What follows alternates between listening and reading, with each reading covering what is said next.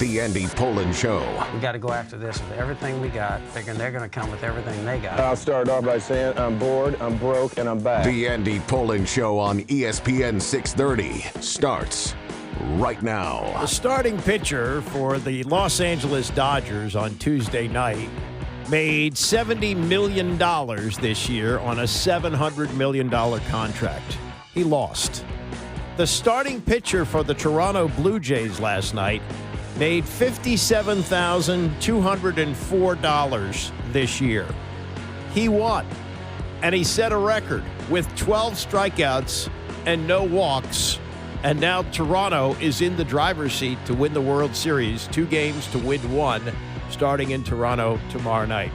Baseball is a wacky game. Yeah, it takes money to win championships, but there are other factors involved, and we have seen that with this team, which has really been amazing.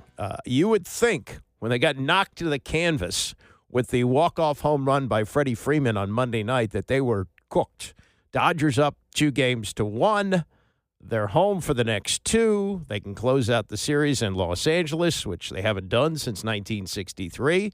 And, oh, what do you know? Shohei Ohtani is a human being after looking inhuman, or is that the correct term? Whatever it was, he looked otherworldly in the Monday night win. Didn't pitch, but hit 2 home runs, had 2 doubles, and was walked 5 consecutive times, the last 4 times on purpose. And then he comes back the following night figuring, okay, I showed you what I can do with my bat. I'm going to get walked every time I'm up. Nope, wasn't. Struck out a couple of times and ran out of gas on the mound, which is understandable. He was cramping up. That's how often he was on base in the Monday night game. He was on base 9 times, and he managed to stay in the game, managed to convince his manager that he could stick around. But he got beat. And now let's learn the name of this guy, because he may be around for a while, or he may just turn out to be a World Series flash in the pan. Who knows? But Trey Yesavage, who started the year in single A ball, has put the Blue Jays on the cusp of winning the World Series. And we'll get more into that in about 20 minutes or so. I want to spend some time on what's going on in Ashburn, as Dan Quinn held his news conference yesterday. And he started it out with some very good news about the quarterback. The plan is for him to practice full all week. And so today it'll be slow moving, but he'll stay after, do extra, more routes, receivers, tight ends, and back. So it'll be a little bit adjusted for him based on his readiness going in, and also, not playing from Monday. So, but the plan is for him full all week. Yeah, and he did participate full in practice. Jayden Daniels, all good. Not all the news, though, on injuries was good from Dan Quinn. Terry re-injured his quad, and so he'll be out this Sunday night. We'll reevaluate it next week to see where it goes. Bum for him, for us, it's just tough, where it goes. But we'll see what, the next week looks like. And then for LT and Matt Gay, we'll hold both of them today, and we'll give them every chance. And I think I'll have a really good sense, Nikki, by Friday on both. But we'll give them every shot to go do that. So I just give you a better sense on that Friday. But I should have hit that on Terry earlier, and that's pretty much the updates on the injury side. Any expectation of how long for him, or kind of is this worse, or? No expectations on that. Nothing long term of that we're under consideration for. So still early days, but we'll reevaluate it, see where we go and where it can take us. But too early to predict. Just like a day and a half later. That is somewhat typical Quinn speak on injuries. Not going to give you much. But remember this: when Jayden Daniels went out with the hamstring injury after the Dallas game, Quinn was quick to say it's not serious. And this one, he's non-committal. He does say he's not going to play this week. I think there was some chance that Jayden was going to go on Monday night against Kansas City, and that was ruled out, I believe, not until Saturday, maybe Friday. But in this case, he's not telling you anything about Terry. And I think it's entirely possible that he will sit for a while. They've got this game coming up this week against Seattle. That'll be followed by the Detroit game at home, and then they go to Barcelona to play Miami, and a bye week after that. So that's 4 weeks there. That's a month. I don't think it's out of the question. Again, I'm not a doctor. I'm speaking out of my ear here. I don't have anything, medical to give you here, but I'm just looking at this and saying, well, this is a guy who went out with an injury that we first heard might need surgery, didn't need surgery. Why they didn't put him on injured reserve, I'm not sure, because he did miss 4 games. They could have had somebody else active on the roster. They didn't do that. He wound up missing 4 games, comes back, and how many times have you seen this? Guy comes back from an injury and then re-injures it. So now he's out again. And this is a player who played in 72 consecutive games for the team, and while he was going through his contract mess in the offseason, he would constantly tell you, hey, I missed a game in 5 years. I may be turning 30 years old, but I'm built a little differently here, and I didn't take the beating in college because I didn't play all that much my first couple of years. All those things. And whether the holdout and whether or not he didn't participate in any of the training camp practices has led to this probably didn't help. And so a year where you hope to take the next step up, the chemistry that was built last year between Jayden Daniels and Terry McLaurin, with both of them making the Pro Bowl, was hoped to go to another level this year. Not going to happen. Here's Quinn on the frustration of that, particularly with Terry. You just talk about it, as opposed to, avoiding it and acknowledge, man, this sucks, and it sucks that we're going through it, but it also know you're going to be back too. And that's a really big deal to know that. It gives you light to know that it happened, you're pissed, but man, it's also going to go the other way as well. And so talking about it, knowing that, I think sometimes you just got to just say it out loud, say the hard things out loud. It does suck, man. But you know what? It's also the next chapter is going to be excellent. And that's going to be coming up here as soon as he possibly can. And we'll know more on that from a timeline as we get through this week. But just acknowledge it. I think that's the main thing. No, there's no getting around it. He's not playing, and the player that you gave this enormous contract extension to has played in 2 of the 8 games with Jayden Daniels, and that's going to be now he will have missed 7 after the Sunday night game against Seattle, and that is certainly not what you envisioned. You can blame the team for holding it as long as they did. You could blame him for maybe asking for an unrealistic contract. Whatever it is, here they are. And it's not good on top of everything else. And it's probably related to Terry being out. You have to say that this is playing a factor in this. But the run game is crapola right now. It's terrible. The last 5 games, they're averaging 3.4 yards a carry. I think it was 5.9 in the first 3. And Bill Krosky-Merritt, the toast of the NFL, and not just here, but he won, I think, 2 Rookie of the Week awards. It was looking like he was one of the great finds of the draft, and may still be, but he's looking like a 7th-round pick right now. He's not doing much for them, and the running game is terrible. Quinn said he was going to look at everything the last couple of days, and this is what he says he's come up with as to why the running game is so anemic. We didn't love the targeting in the game for us. That's a fancy term for who has who, and that's a common thing, defense that's got multiple fronts and different looks, but we've got to be able to nail those down and make it really clean, John, and really fast for us to go hit those targets. When we do that, we like how that looks and the results of it. And we'll need that this week. This is a team with an excellent defensive line.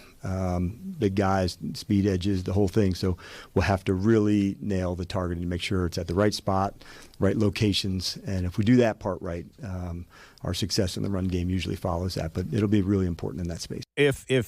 And they may have to do it without Laramie Tunsil, the Pro Bowl left tackle, who's dealing with a hamstring injury. He did not practice yesterday, and that'll be, one of those things where they look at him today and tomorrow and make a decision on that. On top of that, they paid $4.5 million for kicker Matt Gay, and we don't know if he's going to be able to go for a second straight game because of a back issue.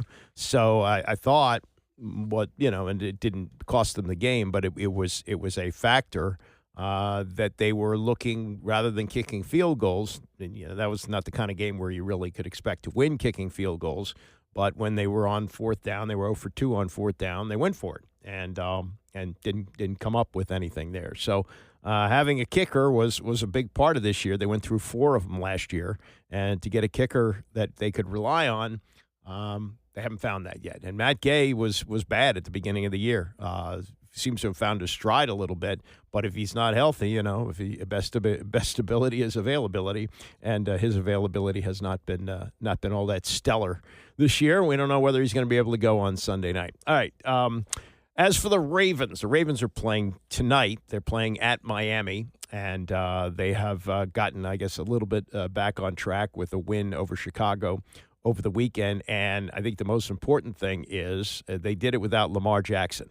And now he is going to be back. The hamstring is okay now. I think part of the reason that he didn't play against the Bears is they were concerned that he would, not be ready to go in the Thursday night game. So they managed to beat the Bears, and now they should be able to handle Miami with a healthy Lamar Jackson. But again, he's coming off a hamstring injury. And Steve Young yesterday on the PTI show explained a little bit about what that's like to be coming off a hamstring injury and what the Ravens can expect tonight. You're talking about elite athletes that their body has been their tool since they were little. So the connection to your brain kind of feels like, how does it feel? No, it's not right. It's not right. It's not right. And so when you finally get, and look, physical therapy, the athletic trainers and rehabilitation, they're really good at this kind of stuff. They test, and they can test the muscle and kind of see that it's ready to kind of get tested on the field. But as you know,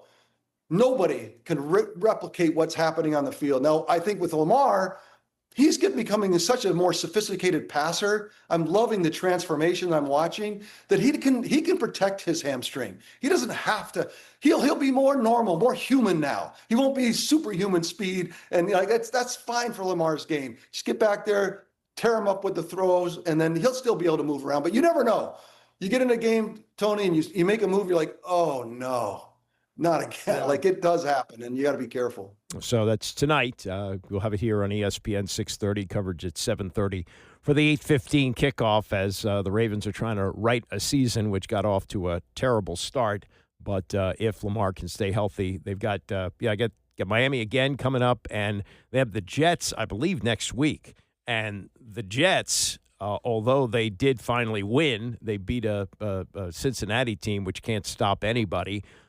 They've still got issues, and they've got issues at quarterback with Justin Fields, who did not it may look better in this game against an anemic defense. We don't know what he's going to look like when he gets back on the field this week, but you've heard about what Woody Johnson, the owner, said about him at the owners' meeting. He said if he could just complete a pass, it would look good. It's hard when you have a quarterback with a rating that we've got, and that was direct shot at Justin Fields. He didn't lash out or anything about that, but now we get this.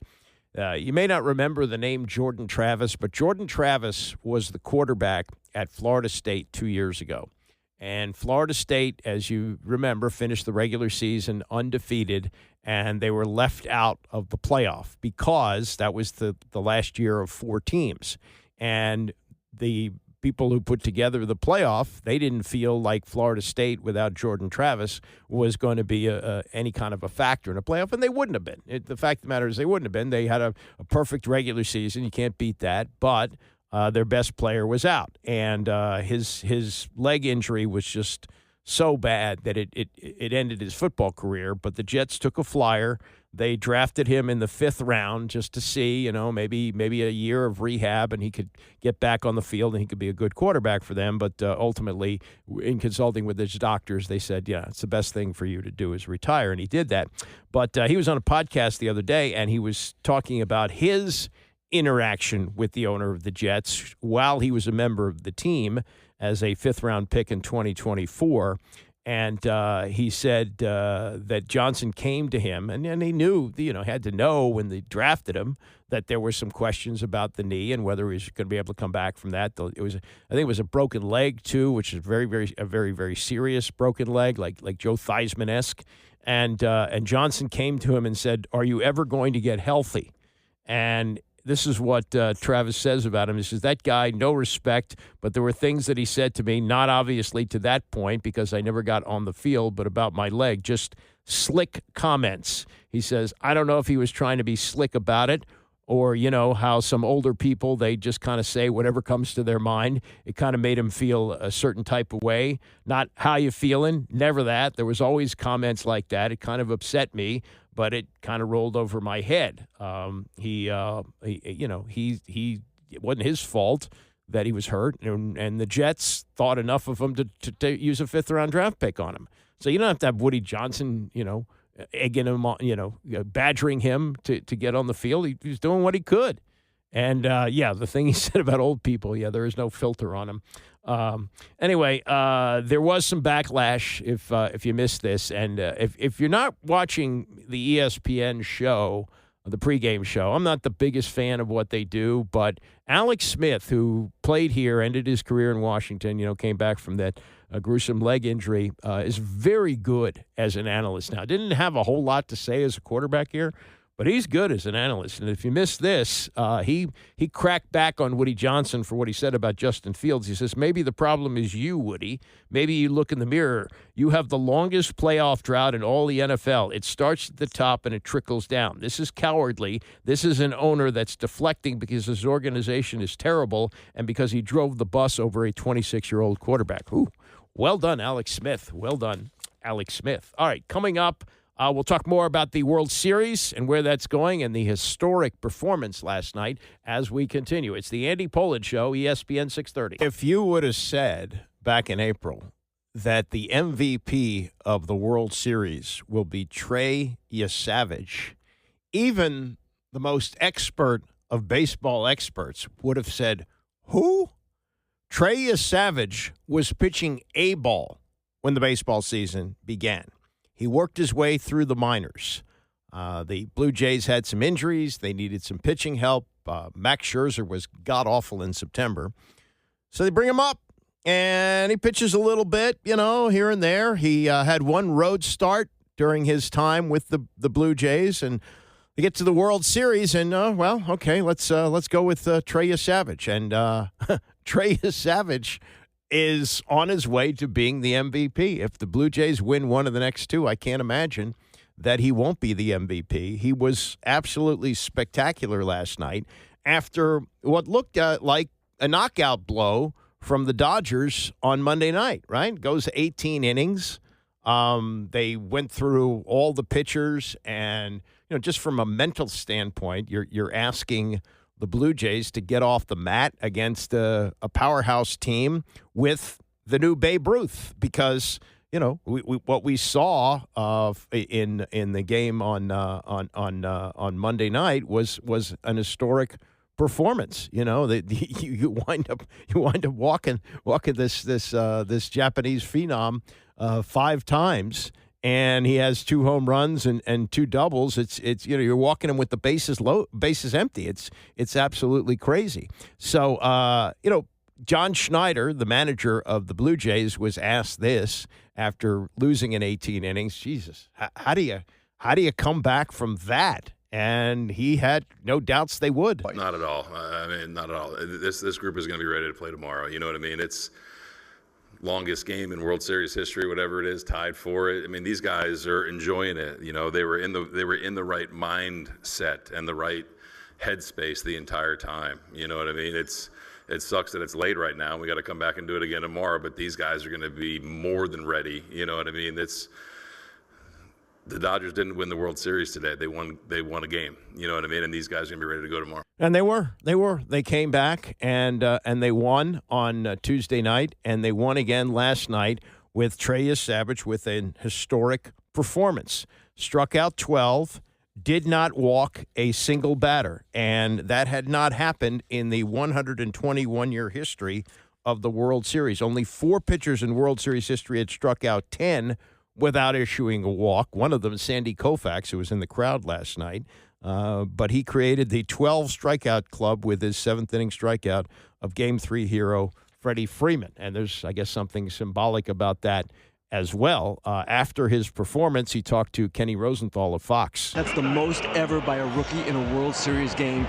How did you do it? What made you so successful tonight?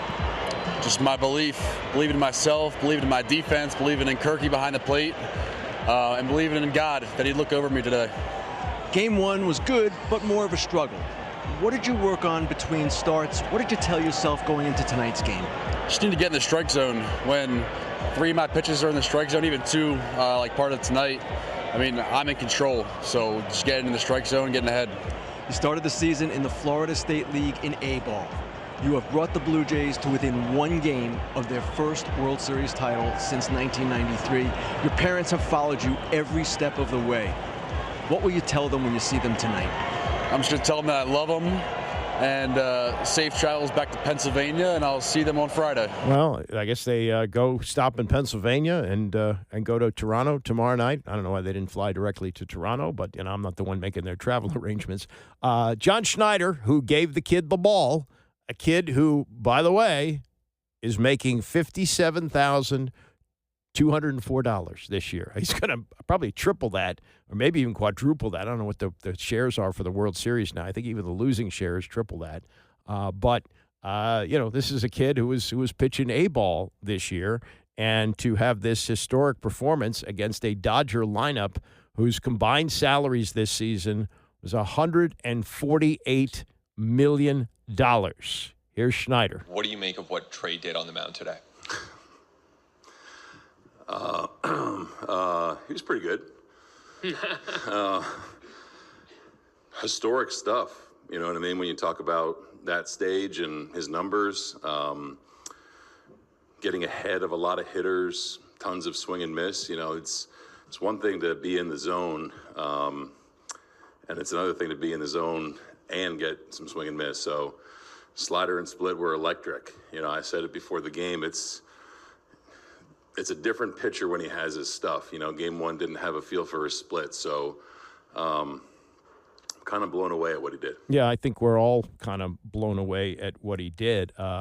He had a lead coming in. Now, this was stunning the way the game began with Blake Snell on the mound for the Dodgers, and you figure, after his last performance, he's going to come back with something stronger. Well, 3 pitches into the game, he's down 2-0. Leadoff guy, Davis Schneider, hits the first pitch for a home run. 2 pitches later, Vladimir Guerrero did the same. We'll see what happens in these 1 or possibly 2 games remaining in the series. It's either going to be Guerrero who's going to win the MVP, or it's going to be Yesavage who did what he did last night. Bo Bichette, also an interesting part of the whole equation for the Blue Jays, who are playing now without George Springer. I guess there's some possibility he plays in one of the last 2 games with an oblique injury, but more than likely he's going to be out. And also playing banged up is Bo Bichette, the shortstop. He'd gone out September 6th with a knee injury, didn't even play in the American League Championship Series, and now is on the active roster for the Blue Jays and making big contributions. He showed up on the Fox set after the win, the 6-1 win. And what else were they talking about but Yesavage? It is really an amazing story. Kid made his debut 6 weeks ago. He was in A-ball earlier. How did he have the poise to do what he did tonight on the road at Dodger Stadium? Yeah, man, it's special to watch. Obviously, the stuff is incredible, but the maturity to be able to handle these moments is unbelievable. So it was a special thing to watch today. Following up on Kevin's question, this young man, it was a historic performance tonight. We talked about it. He could be a senior in college. But what it is about his personality, his work ethic, that the fans don't know that make him deliver this type of performance on this stage? Yeah, I mean, man, I think he's ultra confident, but you never hear him in the clubhouse, which is, I think says something about him. He comes here to work and try and help us win. And, it's just, I can't say enough good things about his performance today. Bo, congratulations, buddy. I got to go back to that 18-inning game that y'all played the other day. You guys ended up losing that game. And you guys have bounced back and whooped them for the past couple of nights. I want you to tell me you role as a leader in the ball club. What was like after that one game that motivated you guys to do what you guys have been done the past couple of nights? I mean, that was a great game. Tough loss, but at the end of the day, man, I mean, we got no choice but to show up the next day and play hard and try to win. So, I mean, at the end of the day, it's just a loss, and I think that's how we handled it. Now, this is a personal question for you. How hard was it for you to watch the Division Series, the ALCS, and how bad were you itching to get on that roster to play here in the World Series? Yeah, man. I mean, this is probably the most difficult challenge of my life, to be honest. I mean, this is what I've dreamed of, to have an opportunity to be a part of a run like this, with this organization, with some really good friends, and all that stuff's in the past, man. I'm just grateful to be here. Bo Bichette, one win away from a World Series championship, and after the 18-inning game, I think the instinct of most people is to say, oh, God, Blue Jays demoralized. They're probably going down, probably going to go out before the series goes back to Toronto. And what's happened is just the opposite. The Dodgers have gone in the toilet. They are hitting 164 with runners in scoring position in the last 2 games. So after 18 innings, they look like the spent team. And the Blue Jays have been rejuvenated. A crushing loss, a walk-off home run in the in just a crushing fashion. It almost it's almost midnight in Los Angeles, but almost 3:00 in the morning here. Freddie Freeman, who had the walk-off homer last year, which really demoralized the Yankees. I think that was in Game 1, if I'm not mistaken. And it would seem that taking a 2-1 lead off of that would have sent the Blue Jays reeling. It has not. It has not. And it is absolutely remarkable that Toronto now can win the series, winning 1 of 2 games starting at home tomorrow night. Just absolutely amazing. And this has been great for baseball. It really has. I mean, it has had everything in this series. And it just shows you that old adage, that's why they play the game. That's it. You go into this World Series, you think, oh, Dodgers, overwhelming favorites. They're defending champions. Been there, done that. The Blue Jays just squeaked in. Nobody was paying any attention to the Blue Jays this year. What are they? They're starting some rookie pitcher in the opening game? Are you kidding me? Against Blake Snell. I mean, he's won before. He won a World Series before with Tampa. Come on. Really? This is what you're doing? And here we are. Just amazing. Some football here. I will be at College Park. It's not Bird Stadium anymore. It's Sekou Field as Maryland takes on Indiana, which is homecoming. And I don't know how far in advance they schedule homecoming. If they did it before the start of the season this year, if it wasn't done a couple of years in advance, they really look kind of foolish, right? Because they're 21.5-point underdogs against a team that doesn't take its foot off the gas and is number 2 in the country. And you got a coach who's probably looking to make a statement to show you that his team should be number 1. I think that's kind of the way Kirk Cignetti thinks. That's kind of the way he talks. So I really wouldn't be surprised if this is an enormous blowout, sort of bracing for that anyway. I'm going with my daughter and her husband and my 3-year-old granddaughter, so I don't know if she's going to last until the end of the game, which she won't have to because I will be clearing out once this game becomes an expected blowout. And the quarterback, it's not the same quarterback that Indiana had last year when they were in the playoff. This is Fernando Mendoza, who is kind of under the radar at Cal. I don't think a lot of people were paying attention to him, and he shows up at Indiana with his brother, who's the backup quarterback. And the way things are shaking out right now, in a quarterback era in the NFL, where if you've got a top quarterback and your team stinks, top quarterback coming out in the draft, you're probably going to take him. And according to what Mel Kiper said yesterday on our morning show on Sportsmanlike, Fernando Mendoza looks like the one at the top of the charts. He's so accurate. That thing is, he's not going to wow you over. I haven't thought of a comparison yet. That's a Matt Miller deal with the comps. He's the comp king on that. But I think when you look at Fernando, he's not going to have anything. He's not going to run as well. He's not going to be the dual threat of other quarterbacks. He's not going to have the howitzer for an arm. He's just going to pick a defense apart. Very cerebral. As he said, I'm always looking to crack that code. He's like obsessed with that. And that's what you want to see. Like Peyton Manning was. Peyton Manning wasn't going to win any races. He wasn't going to throw the ball through the side of a mountain. He wasn't going to do any of that. And people question him being a high pick because he didn't have any of that great physical and athletic ability that these other quarterbacks have. But what happened? Like I say, because he was great mind for the game, great accuracy. He became one of the all-time greats. So Mendoza, I think, would be, if you're going to say the best comp for him, for me, would be kind of a Peyton Manning type. in that area. Came from Cal, was sacked a ton, has cut down dramatically on the sacks this year, getting the ball out quicker at Indiana. He's always been accurate and precise with the football. He's always been clutch. And he's been a guy, like I said, studies the game, prepares, and works as hard as anybody. So if you want the best scenario for Fernando Mendoza, it may be a Peyton Manning. I was thinking Chad Pennington when you were describing the attributes, but I hear you on that one, Mel. Yeah, you could go that route. Hey, that's a great one, Chris, because I love Chad Pennington coming out. I had to rank as a top 10 guy. He slid down a little further. Actually, had him way up there, even higher than that. I thought Pittsburgh, I think that was the year they took Plaxico Burress, I believe, the Steelers did in the top 10. I thought they were going to take Chad Pennington.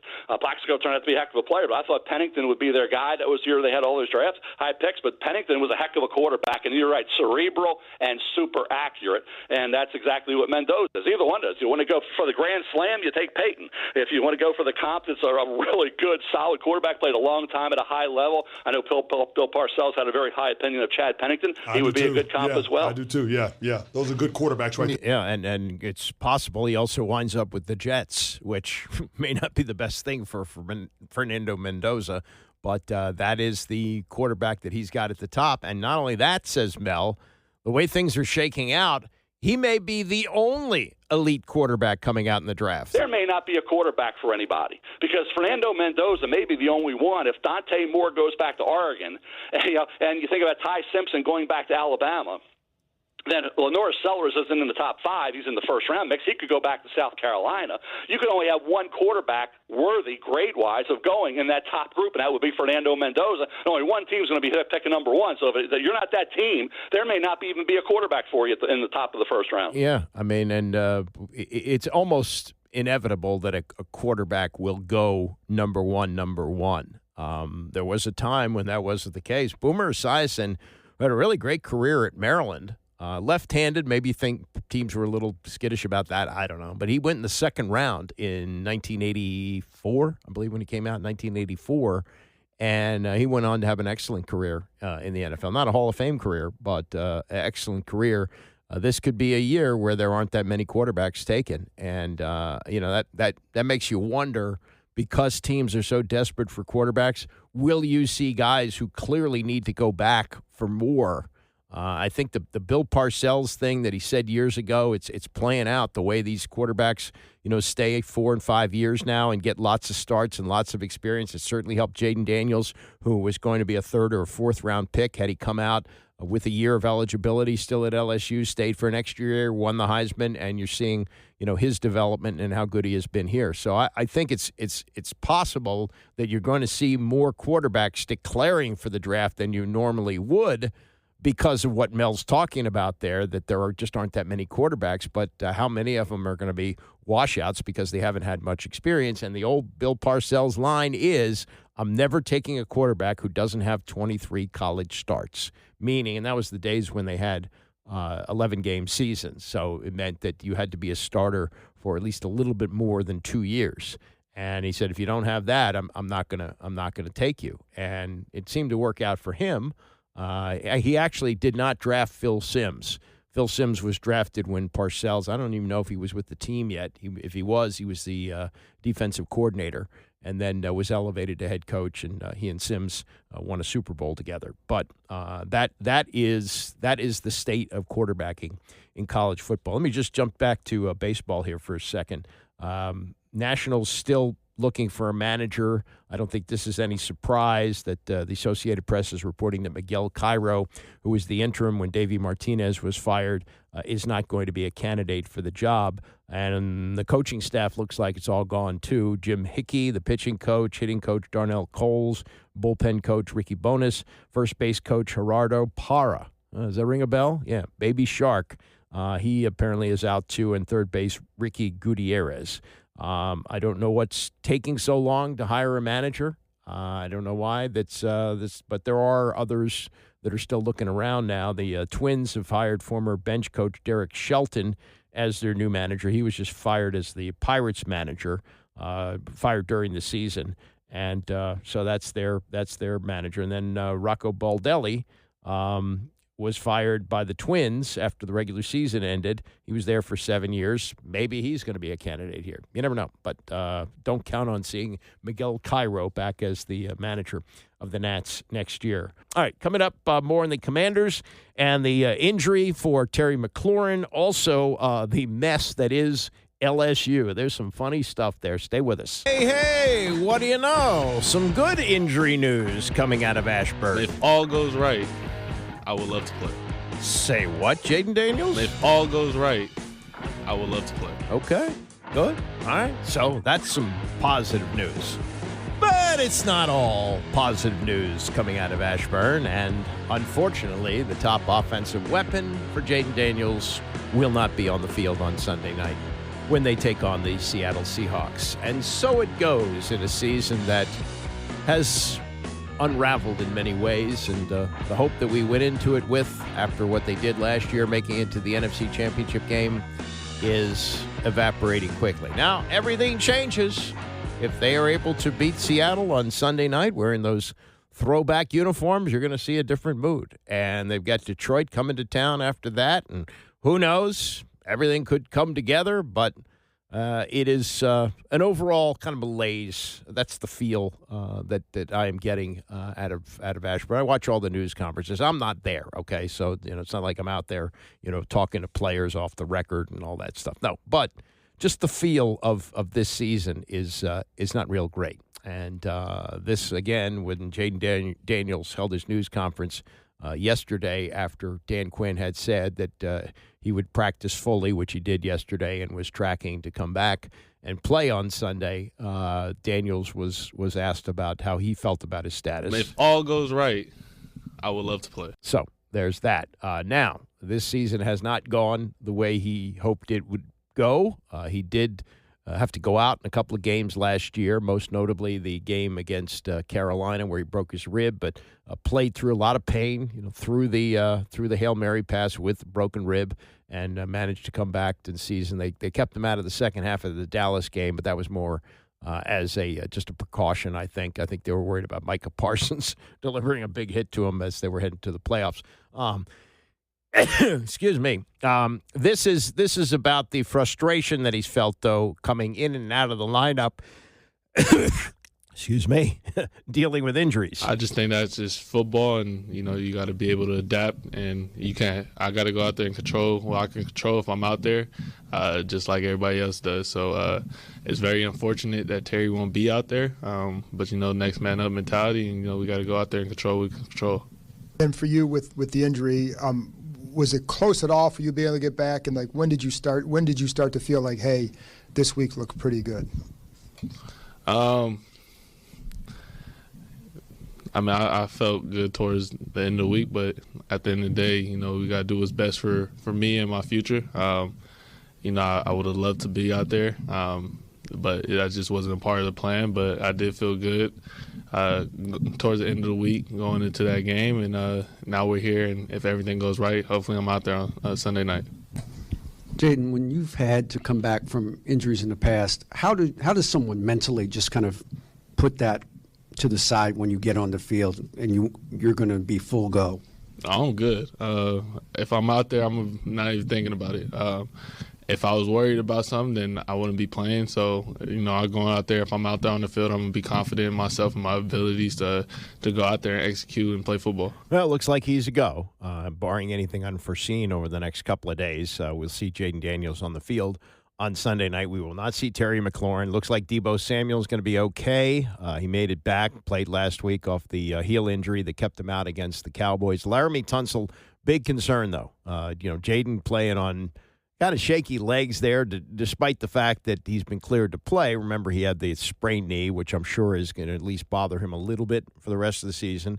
And coming off a hamstring injury, as we saw with Terry McLaurin, it's a quad, but there is that possibility of re-injury, and you want to make sure he's protected as well as possible. And they traded draft picks, and they paid a lot of money to Laramie Tunsil to come here to be available. And he tried to come back in the game last week against Kansas City, did not practice yesterday. We'll see if he's a go today, but they would certainly like to have him on the field. I wonder if, they get to the end of the week with Jayden and they have maybe some some doubts about whether he can go, and because of the Tunsil health, that may play a factor in what they do. But just to give you a contrast of the franchise quarterback and the guy who used to be the franchise quarterback and how they get used in different ways, the Minnesota Vikings are a very interesting story, and they involve a player who was here and once thought to be the franchise quarterback. I mean, they were really reaching. This was in the second to last year of Ron Rivera. Remember when Dan Snyder went before the gambling board in Maryland and wanted to put in gambling inside the stadium, and he said, "We got ourselves a quarterback." No, they didn't. They had Carson Wentz, and Carson Wentz, since things washed out in Philadelphia, he's been wandering around the league. He became the first player to start for 6 different teams over 6 seasons when he became the starting quarterback for the Vikings after J.J. McCarthy went out with an injury that probably could have had him back on the field sooner, but they wanted to play it absolutely safely. And what they did with Wentz was they made him a sacrificial lamb. Like, he knows where he's at in his career. And finally, he's had to hang it up for the season with season-ending shoulder surgery. You may have seen him throw his helmet in the last game that he played in. And he's not ripping anybody. You know, his attitude on this about what he did, you know, sacrificing for the team. It wasn't his throwing shoulder, but it was clearly giving him a lot of pain.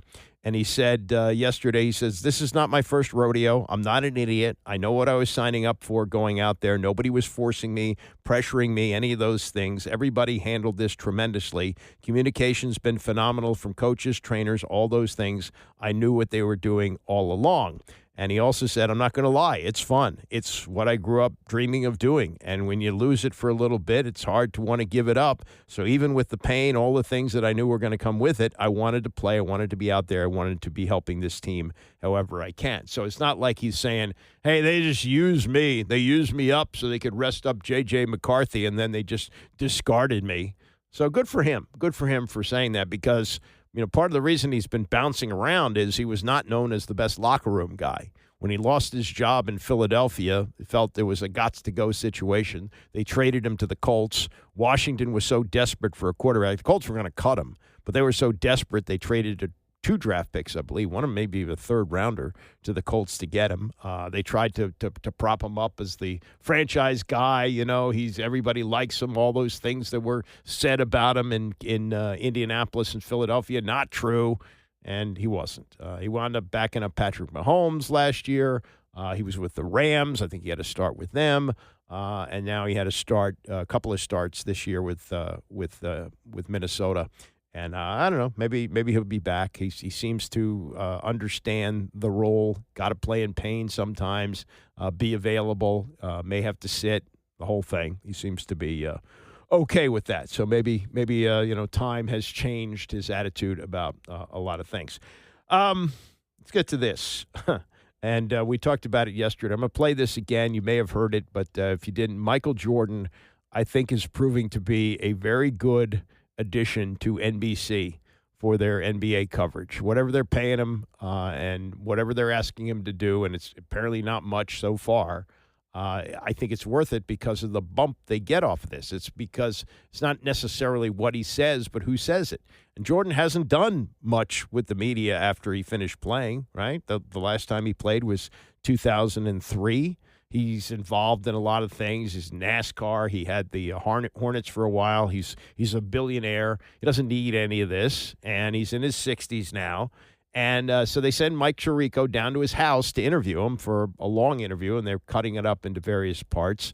The first one was outstanding, where he talked about he was staying at a house for the Ryder Cup, and the owner of the house wanted his grandchildren to see him hit a free throw, and he did it. And he said he was as nervous as he's ever been, which was stunning. He said that doesn't pick up a basketball, hadn't picked up a basketball in 5 years, but went out and did it. And now, not surprisingly, on load management, he had this to say. But again, it's not what's said, it's who said it. And this was Jordan, what aired the other night on their NBC NBA coverage with Mike Tirico.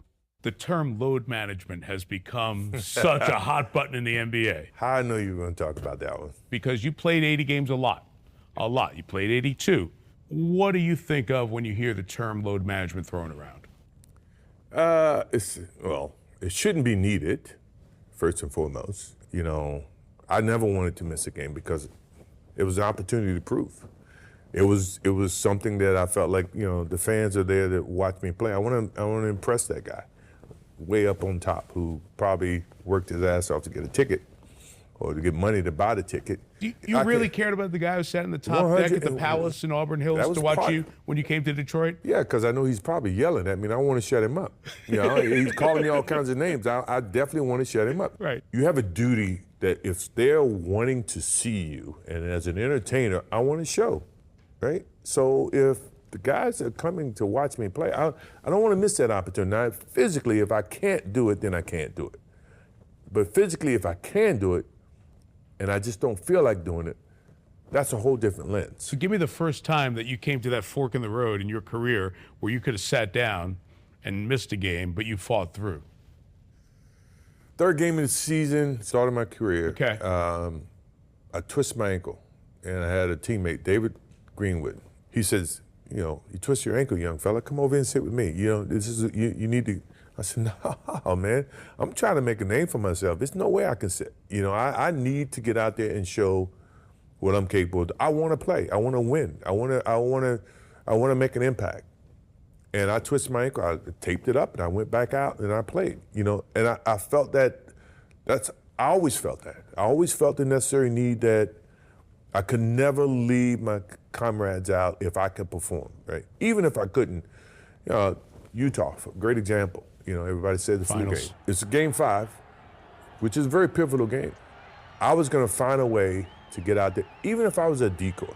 Well, once I got out there, you know, you never know how, you know, pushing yourself, you never know what happens, right?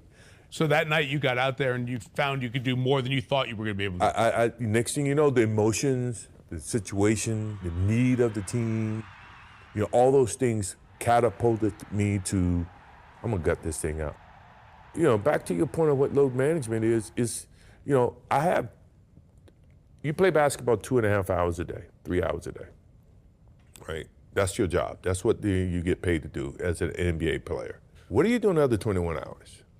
I mean, to me, that's when you should be preparing for your next day of work or your next, you know, challenge. Now, I'm the worst. Maybe I'm not one of the guys that you would probably model that, or you know. I was going to say, did you do that every time? But you should think about that in retrospect of what load management really is. I always felt like one is a sense of pride for the fans that are paying. Right. 2 is a sense of, you know, making sure that I stay sharp. You know, I'm not going to lose it. And 3, I want our rhythm as a team to always be there. It can disrupt that synergy that's happening. That's Michael Jordan the other night with Mike Tirico. And yes, here are the numbers as far as the load management went for Michael Jordan. He played in 82 games 9 times. He played in 81 games 1 time. He played in 78 games 1 time. And in his last year, when he came back with the Wizards, 2002-2003, he played in all 82 games. Not surprising. Also, the injury thing, he didn't mention this. In his second year, he broke his foot, missed most of the season. They said, we would prefer if you sit out the rest of the year. The Bulls weren't going anywhere. They were still building at that point. And they said, if you re-injure your foot, there's a chance that you won't play basketball again. And he said, yes, but there's a chance that I won't re-injure my foot. He insisted on coming back. I don't know how this would work today, but the Bulls agreed to let him come back. He did come back, and it was that season that he had 63 in that playoff game. It was against the Celtics. They lost. They lost that game, and they lost the series. But that's how much he wanted to play. You know, nowadays, oh, no, Michael, you are not coming back on the court. No way, no how. He insisted on coming back, and he played. And, you know, the flu game is the most famous of all time, whether it was the flu or food poisoning or whatever. Just a remarkable performance. This is Tony and Mike yesterday on PTI. They were obviously understanding of the comments. Wilbon in particular knows Jordan really well. And this was their reaction to what Jordan had to say to Tirico. I've known of these remarks for 40 years. I've known of his feelings for 40 years. It's a great conversation, and it's a great one to have with Tirico, and I'm glad NBC's doing them, and people who aren't as familiar with Jordan, younger audiences, get to be familiar with how Michael Jordan feels about the important elements of basketball. But this ain't breaking news, all right? All of the players of that era, all the guys on the Dream Team, yes, I'll speak for all of them. They think load management is garbage because most of them went out there and they played 80 or more as often as they could. Michael did it all the time. So no, those guys knew that even the money paid then, which is a pittance of what is being paid to see a game now, people paid real money. They wanted to see them. They didn't want to hear that some trainer said you should be out. I don't want to hear that excuse. Jordan played like it was Broadway. You were going to the theater and you got him, not the understudy. I totally agree with this. I mean, who is surprised that Michael Jordan doesn't like load management? He played 80 games or 82 games every single year, right? Nobody in their right mind would compare him to Kawhi Leonard or Joel Embiid. Michael Jordan studied the NBA that was being paced by Magic Johnson and Larry Bird, who never missed a game. So he was never going to miss a game. He used a very interesting word in the interview, though, and he used the word entertainment. Michael Jordan appreciates that professional sports is entertainment. He appreciates the obligation that he had, and they all have, to the people who are, buying tickets, even the people in the nosebleed section. Well, Michael Jordan didn't think that basketball was just about basketball players, and he understood there were fans there. And that, by and large, does not happen today. Today, people just think it's all about today's players. Look at the game they're playing, just that game, and they look at the money they're making. And it's a little bit different now. So I mean, obviously, you and I are going to applaud Michael Jordan because nobody cares about the fans anymore. The guys who are playing, most of them, not all of them. Yeah, not all of them, but they've had to entice them to play. You're not eligible for a postseason award unless you played in 65 games.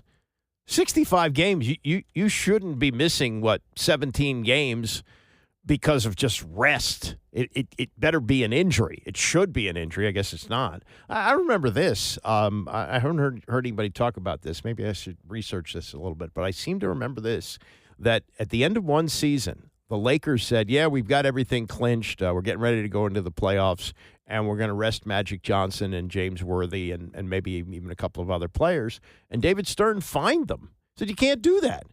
Then along comes Greg Popovich. He starts winning championships. He's got the big fundamental in Tim Duncan, and they are held up as what the NBA should be all about. And they were. They were a great team, and they were really focused on the how to play the game correctly. But Popovich started resting his whole team, and I think they tried finding him at first. Then they just went, load management. That helps to prevent injuries. No, it didn't. They found out. They did surveys on that, studies. No, it didn't. It didn't help to prevent injuries. And so here we are, and I'd love to see other stars have that attitude that Jordan had. People paid good money to see me play, and they didn't pay the kind of money they're paying now. I mean, it was some good money at the time, but you're looking at tickets now even on StubHub.